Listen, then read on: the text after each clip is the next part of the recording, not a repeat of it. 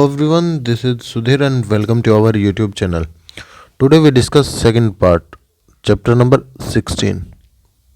और ये 16 का सेकंड पार्ट है class 11th biodiversity and conservation, geography का है।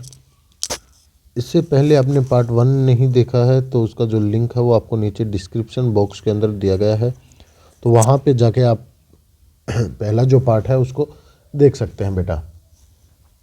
This is the absolutely live class, ये पूरी तरीके से एक लाइव क्लास है। अभी जो समय हुआ है वो हुआ है 10:17। 10:17 हुआ है। और डे की मैं बात करूं तो आज फ्राइडे है। क्या है बेटा? फ्राइडे है और 11 दिसंबर 2020। This is absolutely live class, ये पूरी तरीके से लाइव क्लास है। आपको कुछ भी डाउट लगता है तो आप मुझे कमेंट करके बता सकते हैं या लाइव चैट के दौरान बता सकते हैं। मैं आपकी जो प्रॉब्लम है उनको सोल्व करूँगा। तो आपसे रिक्वेस्ट है कि वीडियो को पूरा देखें, लास्ट तक देखें, ताकि आपकी हर एक जो प्रॉब्लम है मैं उनको सॉर्ट आउट कर सकूँ। इसके बाद पार्ट 3 और आएगा। जो पार्ट नंबर 3 है उसमें हम इस चैप्टर को जल्दी से कंप्लीट कर देंगे और नोट्स के साथ मैं आपको प्रोवाइड कर रहा हूँ। पिछली क्लास के अंदर हमने बायोडाइवर्सिटी के बारे में पढ़ा कि बायोडाइवर्सिटी होती क्या है, और फिर मैंने उसके जो लेवल है उनके बारे में बताया था। हमने जेनेटिक जो लेवल है वही कंप्लीट किया था। तो आज हम पढ़ेंगे स्पीसीज डाइवर्सिटी। जो स्पीसीज जो डाइवर्सिटी है वो क्या है, इसके बारे में डिस्कस करेंगे आप लोगों के साथ। और तो आपसे रिक्वेस्ट है कि वीडियो में बने रहें और लास्ट तक वीडियो को ज़रूर देखें। स्पीसीज डाइवर्सिटी क्या होती है? This refer to the variety of species. ये किसको डिफाइन करती है? ये वैरायटी को डिफाइन करती है। It relates to the number of species in defined area, कि कहीं पे कि नंबर ऑफ जो स्पीसीज है उसके साथ इसको डिनोट है वो किया जाता है या बताया जाता है। इसमें बताया गया है कि एक पर्टिकुलर जो एरिया है उसको हमें डिफाइन करना है, तो वहाँ पे नंबर ऑफ जो स्पीसीज हैं उनको देखना पड़ता है कि वहाँ पे या रिलेट करते हैं हम नंबर ऑफ स्पीसीज के साथ उस एरिया को। आगे क्या बताया गया है? The diversity of species can be measure. हम इसको मेजर कैसे कर सकते हैं? उसके रिचनेस से, उसके अबेंडेंस से और उसके टाइप से हम इसको मेजर कर सकते हैं कि जो स्पीसीज जो डाइवर्सिटी है उसको मेजर करने के लिए हमने 3 जो फैक्टर हैं उनको सेलेक्ट किया है। कुछ एक जो एरिया है उस पर कुछ स्पीसीज हैं वो ज़्यादा मिलते हैं। जैसे प्लेस ए पे आपको टाइगर ज़्यादा मिले, या मैं कहूँ कि जो एनिमल्स हैं वो ज़्यादा मिले, या फिर जैसे ये बी प्लेस है उस बी प्लेस पे आपको प्लांट्स ज़्यादा मिले। तो यहाँ जिस स्थान पे जो स्पीसीज है वो ज़्यादा मिलती हैं हमें, उसे हम हॉटस्पॉट ऑफ डाइवर्सिटी के नाम से जानते हैं। सम एरिया और more rich in species than other. कुछ जो स्पीसीज होती हैं वो एक पर्टिकुलर एरिया के अंदर ज़्यादा होती हैं। Area rich in species diversity और called is hotspot of diversity. उसको हॉटस्पॉट ऑफ डाइवर्सिटी के नाम से उसको जाना जाता है बेटा। तो जो स्पीसीज जो डाइवर्सिटी है वो हमारी कंप्लीट हुई यहाँ पे। अब आगे चलते हैं, वो है हमारी इकोसिस्टम डाइवर्सिटी। इकोसिस्टम डाइवर्सिटी के बारे में डिस्कस करेंगे कि इसके अंदर आपको क्या देखने को मिलता है।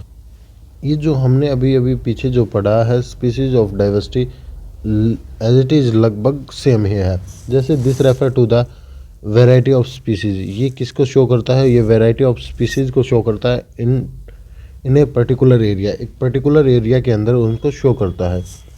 और जो डाइवर्सिटी है, diversity of species can be measure. हम उसको मेजर कैसे करते हैं? उसको मेजर करने के लिए हमारे पास फैक्टर कौन कौन से हैं उनकी बात करते हैं। तो उनके पास हमने रिचनेस पढ़ी थी, अबेंडेंस पढ़ी थी एंड टाइप्स पढ़े थे।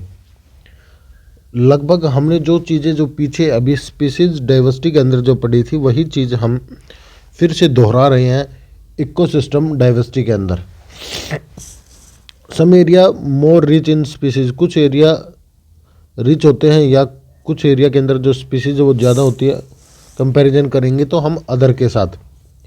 Area rich in species diversity और कॉल्ड, जो एरिया स्पीसीज में रिच होते हैं उन्हीं को हम डाइवर्सिटी, हॉटस्पॉट ऑफ डाइवर्सिटी के नाम से जानते हैं। तो यहाँ पे आपसे जो क्वेश्चन जो पूछेगा बेटा आपका एग्जामिनर, वो ये पूछेगा हॉटस्पॉट ऑफ डाइवर्सिटी से आप क्या समझते हैं या what is the hotspot of diversity. तो आपसे जो क्वेश्चन है वो सिंपल सा ही पूछा जाएगा, तो आपसे रिक्वेस्ट है आप आसानी से कर सकते हैं। तो ये हो गया हमारा इकोसिस्टम डाइवर्सिटी के बारे में। अब आगे बात करते हैं importance of biodiversity. Importance of biodiversity कि इसका क्या इम्पोर्टेंस है बायोडाइवर्सिटी के। यहाँ पे क्या है कि जो बायोडाइवर्सिटी है वो काफ़ी एक इम्पोर्टेंट जो रोल है वो अदा करता है, काफ़ी इम्पोर्टेंट रोल अदा करता है, चाहे वो इकोलॉजिकल में हो, इकोनॉमिक्स में हो या फिर साइंटिफिक में हो। देखिए एक इम्पोर्टेंट जो रोल है वो अदा करता है, अपनी एक जो इम्पोर्टेंस है वो बताता है। तो यहाँ तक क्लियर है सभी को, आशा करता हूँ बेटा। तो कुछ प्रॉब्लम लग रही है तो मुझे लाइव चैट के दौरान आप लिख सकते हैं, क्योंकि ये जो नोट्स हैं मैं आपको आसानी से प्रोवाइड कर रहा हूँ यहाँ पे, ताकि आप इनको अपनी जो नोटबुक है उनके अंदर मेंशन कर सकें। उनको अपनी जो बुक है या फिर जो नोटबुक है उसके अंदर आप मेंशन है वो कर सकें, ताकि आपको कोई प्रॉब्लम फेस न करनी पड़े बेटा। तो यहाँ तक क्लियर हुआ होगा सभी को, आशा करता हूँ बेटा। फिर भी डाउट है तो लाइव चैट में मुझे कमेंट करके बता सकते हैं। अब बात करेंगे ecological role of biodiversity. Ecological role of biodiversity में हम क्या पढ़ेंगे, ये सारी चीज़ें आपको डिस्कस करेंगे। इसमें क्या होता है, हर एक जो ऑर्गेनिजम्स है वो अपने लिए कुछ लेता है और कुछ दूसरों को देता है। उसकी जो नीड्स होती हैं, जो अपनी जो नीड्स होती हैं उनको कंप्लीट करने के लिए जो दूसरे जो ऑर्गेनिजम्स होते हैं उन पर डिपेंडेंट होता है या उनसे कुछ लेता है, और लेने के बाद कुछ एक को छोड़ भी देता है। क्या होता है, कुछ एक को छोड़ भी देता है, जिसके कारण क्या होते हैं कि दूसरे जो ऑर्गेनिजम्स होते हैं वो उस पर डिपेंडेंट होते हैं बेटा। यहाँ पे आपको एक सिंपल सी बात याद रखनी है कि अपनी जो नीड्स होते हैं उनको कंप्लीट करने के लिए जो ऑर्गेनिजम्स होते हैं वो कुछ लेते हैं, और जब अपनी नीड्स कंप्लीट हो जाती है तो वो कुछ देते हैं, जो दूसरे जो एनिमल्स होते हैं या जो ऑर्गेनिजम्स होते हैं उनके लिए काफ़ी यूज़फुल होता है। चलिए अब आगे देखते हैं बेटा।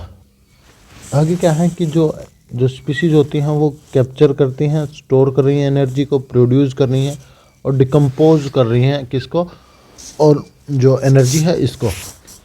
ये क्या करती है, ये हेल्प करती है cyclic, help to cyclic water cycle की बात करूँ या न्यूट्रिएंट्स थ्रू द इकोसिस्टम की जो इकोसिस्टम है ये क्या करती हैं, ये इकोसिस्टम के अंदर, या फिर मैं कहूँ कि ये अपने जो इकोसिस्टम है, या मैं कहूँ कि जो स्पीसीज हैं जो एनर्जी को जो स्टोर कर रहे हैं, उनके कारण क्या हो रहा है कि वो एक हेल्प भी कर रहे हैं किसके अंदर, हेल्प टू साइकिल, या जो न्यूट्रिएंट्स हैं वो थ्रू आउट इकोसिस्टम में वो फिर से एक साइकिल के रूप में हमें देखने को मिल रहे हैं। जैसे fix atmospheric gases help to regulating the climate, जैसे वो रेगुलेट कर रहे हैं किसको, क्लाइमेट को कर रहे हैं, और जो गैसेस होते हैं उनको फिक्स कर रहे हैं। जैसे हमने नाइट्रोजन जो साइकिल है वो पढ़ी थी, उसको फिक्स कर रहे हैं बेटा। दीज फंक्शन आर इम्पोर्टेंट, ये काफ़ी इम्पोर्टेंट फॉर इकोसिस्टम, ये काफ़ी इम्पोर्टेंट है किसके लिए, इकोसिस्टम के लिए। एंड फंक्शन ह्यूमन के सर्वाइव के लिए, मानव के रहने के लिए और इकोसिस्टम के लिए ये जो प्रोसेस है वो काफ़ी इम्पोर्टेंट है। नहीं, ऐसा नहीं होगा तो जो क्लाइमेट है वो क्या होगा, वो रेगुलेट नहीं होगा, जो गैसियस हैं वो फिक्स नहीं होंगी, तो इसके कारण काफ़ी ज़्यादा जो प्रॉब्लम है वो आपको फेस करनी पड़ सकती हैं बेटा। चलिए अब आगे देखते हैं, आगे आपको क्या देखने को मिलता है। आगे क्या बताएगा, जितना भी डाइवर्स होगा, जितनी भी डाइवर्सिटी आपको देखने को मिलेगी उतना ही बेटर चांस आपको जो स्पीसीज हैं उनको रहने के लिए मिलेगा, या जीवन जीने के लिए उनको ज़्यादा एक अच्छा या मैं कहूँ कि एक अच्छी क्वालिटी की जो लाइफ है वो आपको देखने को मिलेगी यदि जो डाइवर्सिटी है वो ज़्यादा होगी तो। और जब आपको, जैसे मैंने अभी अभी बताया, तो वो क्या करती है, अटैक ऑन, और वो क्या करती है, मोर प्रोड्यूस करते हैं, मोर प्रोड्यूस। वो अपने आप को जो स्पीसीज, देखिए यहाँ पे एक सिंपल सी बात है, यहाँ पे दो चीज़ बताई गई हैं। यदि मोर डाइवर्सिटी होगी, एमडी का मतलब है मोर डाइवर्सिटी जब होगी, तो स्पीसीज हैं वो ज़्यादा सर्वाइव करेंगे, उनके सर्वाइव के लिए काफ़ी अच्छा क्लाइमेट होगा, सारी चीज़ें बेटर आपको देखने को मिलेंगी। और जब ये बेटर होंगी तो वो अपना जो प्रोडक्शन है वो करते हैं, जो प्रोडक्शन है वो करते हैं बेटा। तो यहाँ पे सिर्फ पहली चीज़ में ये बताया गया है। दूसरी जो चीज़ में बताया गया है, loss of species would decrease the ability of, यदि वहाँ पे स्पीसीज कम होंगे, लॉस ऑफ स्पीसीज ही कम होंगी, तो the ability of system to maintain itself, तो वहाँ पे क्या होगा कि जो डाइवर्सिटी है, या मैं कहूँ कि वो जो एरिया है वो अपने आप को डेवलप नहीं कर पाएगा, वो अपने आप को जो डेवलप है वो नहीं कर पाएगा यदि उसके अंदर लॉस ऑफ डाइवर्सिटी आपको देखने को मिलेगी, लॉस ऑफ स्पीसीज यदि आपको देखने को मिलेगा। तो आगे क्या बताया गया है कि कोई भी हाई जेनेटिक डाइवर्सिटी हो, an ecosystem with high biodiversity हो, तो मे बी ग्रेटर चांस, उसमें काफ़ी बड़ा चांस होता है टू अडोप्टिंग इन्वायरमेंट, और वो चेंज, इन्वायरमेंट चेंज, कि उनके पास एक काफ़ी बड़ा चांस होता है, किसका, greater chance to adopting to environmental change, environmental जो चेंज है उसको अडोप्ट करने का। और आगे बताया गया है, इन द अदर वर्ड, या the more the variety of species in an ecosystem, यदि ज़्यादा स्पीसीज होंगी इकोसिस्टम के अंदर, variety of species in ecosystem, तो द मोर स्टेबल, तो उससे क्या होगा हमारा कि जो इकोसिस्टम है वो कैसा हो जाएगा, स्टेबल हो जाएगा, आपको देखने को मिलेगा, स्टेबल देखने को मिलेगा बेटा। अब जो डिस्कस करेंगे वो करेंगे economics role of biodiversity, economics of biodiversity को डिस्कस करेंगे। तो इसमें क्या होता है कि for all humans diversity is an important resource in their day to day life, कि मतलब क्या है कि जो पूरी तरह जो मानव हो डिपेंडेंट है किस पे, मानव की जो लाइफ हो डिपेंडेंट है रिसोर्स पे, और रिसोर्स हमें कहाँ से मिलते हैं, बायोडाइवर्सिटी से मिलते हैं, और जिनका वो अपनी life day to day life के अंदर इस्तेमाल है वो कर रहा है। कि मानव क्या है, जो ह्यूमन है उसको जीवन जीने के लिए रिसोर्स की आवश्यकता होती है, जो रिसोर्स है उनकी आवश्यकता है वो पड़ती है बेटा। और रिसोर्स हमें कहाँ से मिलते हैं, ये मिलते हैं हमें बायोडाइवर्सिटी से। तो मानव है वो किस पे डिपेंडेंट है, वो बायोडाइवर्सिटी पे ही डिपेंडेंट है। किस पे डिपेंडेंट है, मानव जो डिपेंडेंट है वो बायोडाइवर्सिटी के ऊपर ही डिपेंडेंट है। अगला क्या पॉइंट बताया गया, one important part of biodiversity is crop diversity, एक अलग से एक उसका एक इम्पोर्टेंट पार्ट भी है, क्या है वो है क्रॉप डाइवर्सिटी, जिसको हम एग्रो डाइवर्सिटी के नाम से भी जानते हैं। कि आप हर एक साल में, एक साल के अंदर आप अलग अलग टाइम के अंदर अलग अलग जो क्रॉप करते हो, फसलें उगाते हैं, उसी को हम क्रॉप डाइवर्सिटी के नाम से जानते हैं। आगे क्या बताया गया है कि जो बायोडाइवर्सिटी है वो हमें एक तरह से रिजर्व के रूप में हमें देखने को मिलता है, रिजर्व ऑफ रिसोर्सेज, क्योंकि हम इनका जो इस्तेमाल है वो अलग अलग कैटेगरी के अंदर करते हैं, जैसे मैन्युफैक्चरिंग करते हैं या कॉस्मेटिक जो प्रोडक्ट हैं उनके लिए करते हैं, मतलब हम अलग अलग जो चीज़ें हैं उनके लिए इसका इस्तेमाल है वो करते हैं बेटा। और जो हम इनका इस्तेमाल कर रहे हैं, हम लगातार इनका इस्तेमाल करते हैं, तो ये यही रिस्पॉन्सिबल हैं बायोलॉजिकल, ये जो बायोलॉजिकल जो रिसोर्स है जिनका हम इस्तेमाल कर रहे हैं अपनी लाइफ को बेटर बनाने के लिए या अपने जीवन को जीने के लिए, तो यही रिस्पॉन्सिबल हैं हमारी लॉस ऑफ बायोडाइवर्सिटी के लिए, कि बायोडाइवर्सिटी को कम करने के लिए यही जो फैक्टर हैं वो रिस्पॉन्सिबल है। और जैसे यहाँ पे इकोनॉमिक्स रोल की मैं बात करूँ तो हमें यहाँ पे क्या होते हैं कि जो फूड्स क्रॉप्स मिलते हैं, लिव स्टॉक या जिनको लाइव स्टॉक बोलते हो आप, फॉरेस्ट हैं, फिश हैं, मेडिसिनल रिसोर्सेज हैं, ये सारी जो चीज़ें हैं वो हमें देखने को मिलते हैं कहाँ से, बायोडाइवर्सिटी से। ये सारी जो चीज़ें हैं वो हमें बायोडाइवर्सिटी से मिलती हैं। और साथ में मैं कहूँगा कि इनसे हमारी जो इकोनॉमी है वो भी इंक्रीज होती है, जो इकोनॉमी है वो हमारी इंक्रीज होती है। तो बस बेटा आज के लिए बस इतना ही करेंगे।